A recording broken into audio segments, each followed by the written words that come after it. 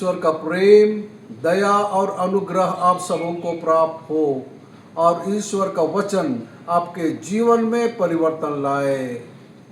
आज 30 अगस्त सामान्य समय का 22वां रविवार है। ईश्वर को स्वभाव से ही संबंध बनाने वाला माना जाता है।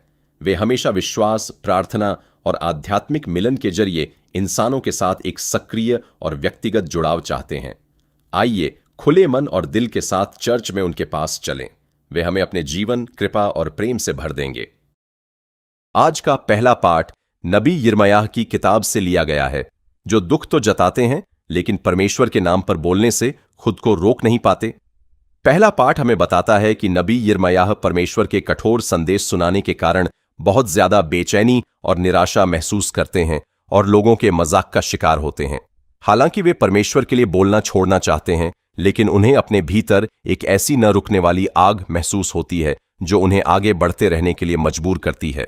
इसका निष्कर्ष यह है कि भारी निजी तकलीफ और लोगों के मजाक के बावजूद परमेश्वर की ओर से मिले सच्चे बुलावे को छोड़ा नहीं जा सकता। परमेश्वर का काम चलता रहेगा। दूसरा पाठ संत पौलुस के रोमियो के नाम पत्र से लिया गया है। यह नया नियम के पत्र का एक अहम मोड़ है, जहां गहरी धार्मिक शिक्षाओं से हटकर रोजमर्रा की व्यावहारिक जिंदगी पर ध्यान दिया गया है।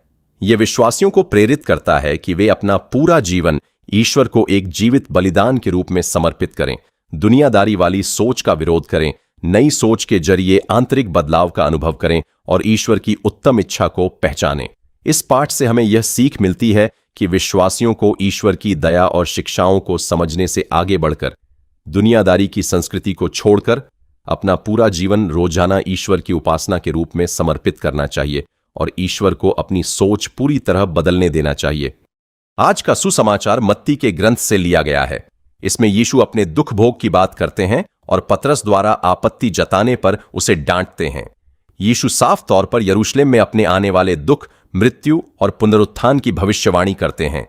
जब पतरस इस पर आपत्ति जताता है तो यीशु उसे कड़ाई से डांटते हैं और शिष्यों को शिष्यत्व की असली कीमत समझाते हैं। खुद का त्याग करना, क्रूस उठाना और सांसारिक लाभों के बजाय अनंत जीवन को प्राथमिकता देना। यीशु सिखाते हैं कि सच्चे शिष्यत्व के लिए इंसानी आराम के बजाय ईश्वर की योजना के अनुसार चलना जरूरी है।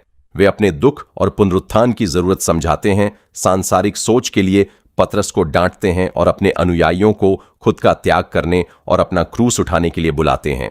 यीशु की सच्ची शिक्षा इंसानी मूल्यों को पूरी तरह से बदलने वाली है। सच्चा जीवन खुद को बचाने या सांसारिक ताकत से नहीं, बल्कि खुद का त्याग करने, ईश्वर की इच्छा के प्रति समर्पण करने और यीशु द्वारा दिखाए गए क्रूस के रास्ते पर चलने से मिलता है।